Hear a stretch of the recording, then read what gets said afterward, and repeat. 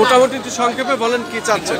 আমরা চাচ্ছি আমাদের যে দৈনিক মজুরি ভিত্তিক আমরা যে আমাদের সরাসরি ডাইরেক্ট আমরা স্থায়ী করতে হবে, আমাদের চাকরি স্থায়ী করতে হবে। কেন আমরা কোনো বেতন বোনাস, কোনো ঈদ বোনাস, পূজা বোনাস কোনো কিছু পাচ্ছি না। সেই জন্য আমরা আমাদের চাকরিকে স্থায়ী করতে চাই। যে কোনো মুহূর্তে আমাদের চাকরি চলে যায়। দক্ষিণ সিটি কর্পোরেশন নিরলসভাবে ডেঙ্গু নিয়ন্ত্রণ এবং ঢাকা পরিচ্ছন্নতা কার্যক্রম সহ বিভিন্ন স্বাস্থ্য খাতে আমরা কাজ করছি। আমরা দীর্ঘদিন যাবৎ একই পদে একই জায়গায় নিয়মিত কার্যক্রম করছি, কিন্তু একজনের বেতন 50,000 টাকা, অন্যজনের বেতন 10,000 টাকা।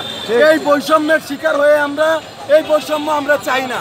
এই বৈষম্য দূরীকরণে ডাক্তার ইউনূস স্যারের কাছে আমাদের একটাই আবেদন, আমাদের স্থায়ীকরণ করুন। আপনারা কতজন আছেন বলতে পারবেন? এইভাবে আমাদের 5,000-এর উপরে কর্মী এভাবে দৈনিক মজুরি ভিত্তিক কাজ করছে।